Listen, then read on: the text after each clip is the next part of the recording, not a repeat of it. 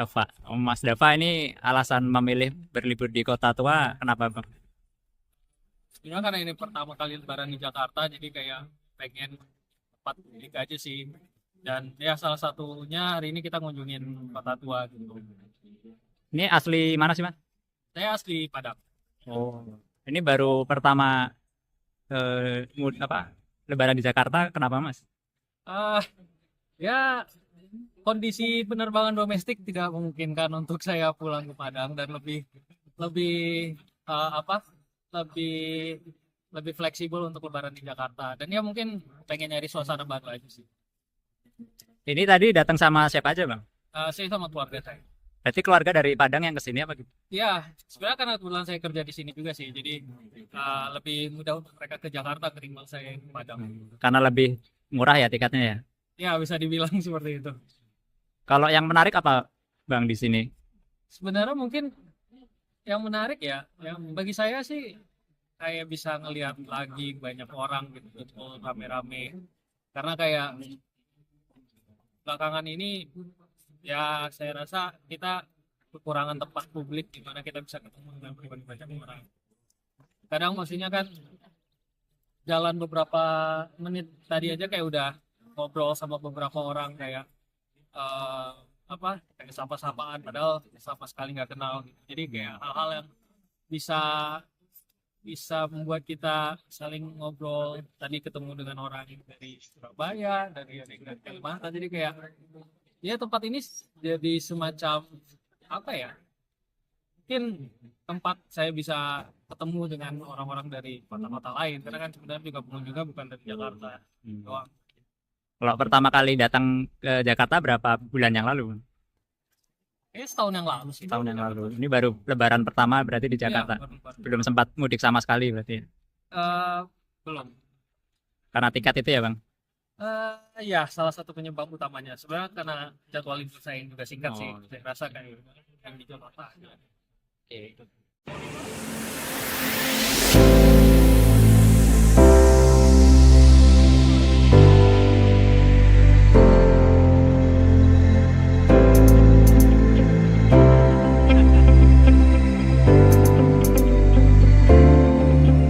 Lonjakan penumpang terjadi pada layanan kereta cepat Wus High Speed Rail selama periode mudik Idul Fitri 2026. PT Kereta Cepat Indonesia Cina mencatat penjualan tiket telah menembus sekitar 185.000 penumpang untuk perjalanan Jakarta-Bandung sejak 13 hingga 30 Maret. Pada 23 Maret saja, volume penumpang mencapai sekitar 12.000 orang dengan tingkat keterisian kursi lebih dari 80% di sejumlah jadwal keberangkatan. Menurut Eva Hairunisa, tingginya minat masyarakat dipicu waktu tempuh yang cepat, kenyamanan layanan, serta berbagai promo perjalanan melalui program Wus Value Plus.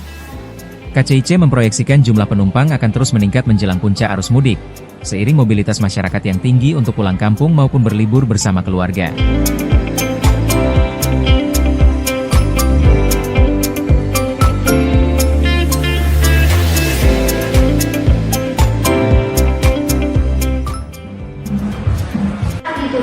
Kepada penumpang yang tertinggal kereta api sekarang, kami persilakan menuju.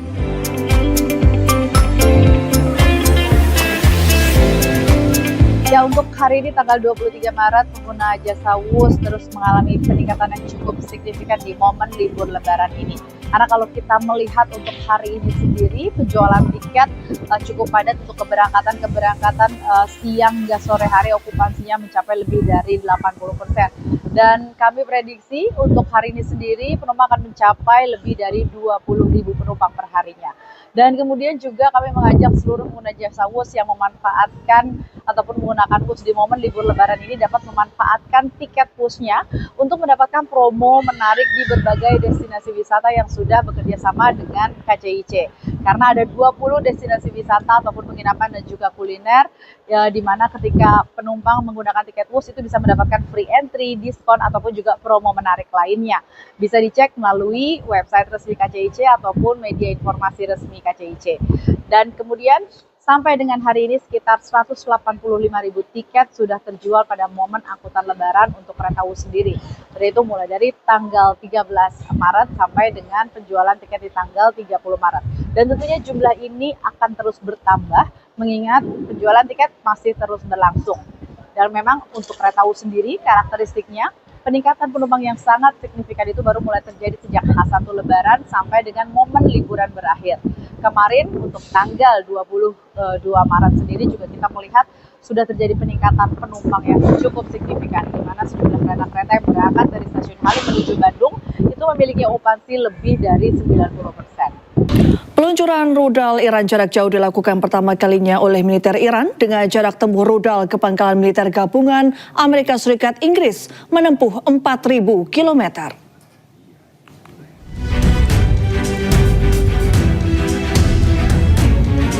Pemirsa, bisa kita lihat rudal yang diluncurkan oleh pasukan militer Iran ke pangkalan militer gabungan Amerika Serikat Inggris menempuh jarak yang cukup jauh ke Diego Garcia, Samudra India dengan mencapai 4.000 kilometer. Operasi peluncuran rudal balistik ini dilakukan pertama kali oleh militer Iran.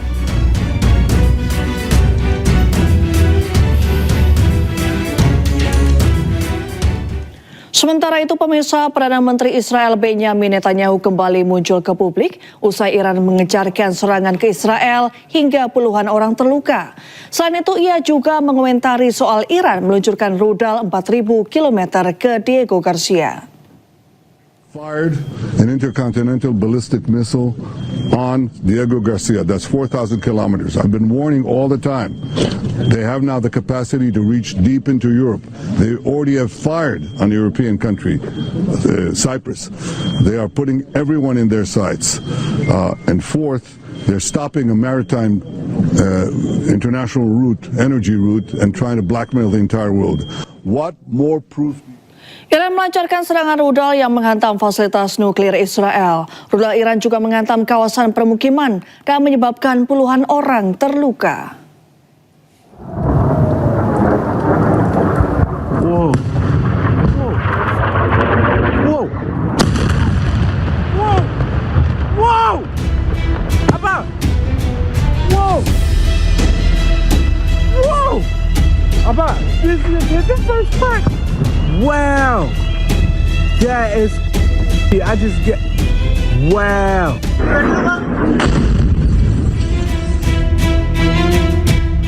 Ketegangan di Timur Tengah kembali memanas setelah Iran melancarkan serangan rudal yang menghantam fasilitas nuklir Israel di kota Dimona. Serangan ini menjadi salah satu eskalasi paling signifikan dalam konflik terbuka antara kedua negara dalam beberapa pekan terakhir. Rudal Iran menghantam kawasan permukiman dan menyebabkan puluhan orang terluka. Wow. Wow. Wow. Wow. Sejumlah korban mengalami luka serius. Sementara kerusakan bangunan cukup luas akibat ledakan.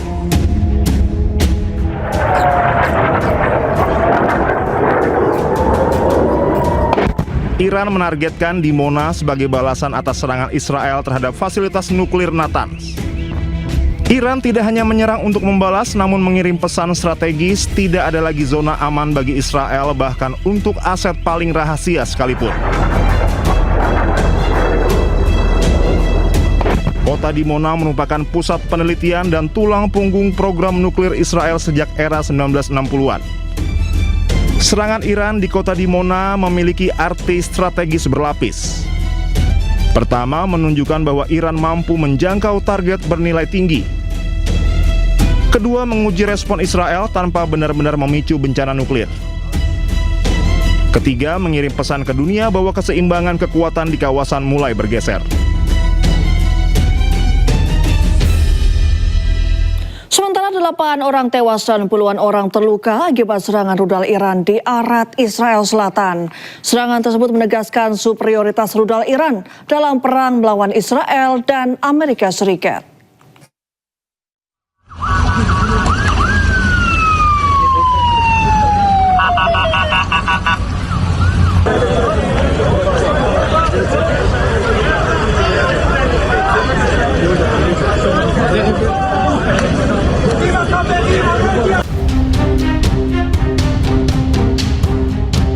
Iran melancarkan serangan rudal ke wilayah selatan Israel. Sebuah rudal hipersonik dengan setengah ton bahan peledak menghantam 3 bangunan tempat tinggal di Arad. Ledakan tersebut menyebabkan sedikitnya 75 orang terluka dan 2 orang hilang. Ledakan tersebut menyebabkan sedikitnya 8 orang tewas, 75 orang terluka, dan 2 orang hilang. Pasukan tentara Israel membantu mengevakuasi orang-orang yang terluka dari bawah reruntuhan. Sementara tim penyelamat dan pertahanan sipil melanjutkan operasi di berbagai lokasi. Sedangkan rumah sakit di Beersheba kewalahan menerima korban luka. Otoritas Israel menyatakan keadaan darurat di tengah kekhawatiran akan banyaknya orang hilang. Masyarakat diminta pergi ke rumah sakit dan menyumbangkan darah.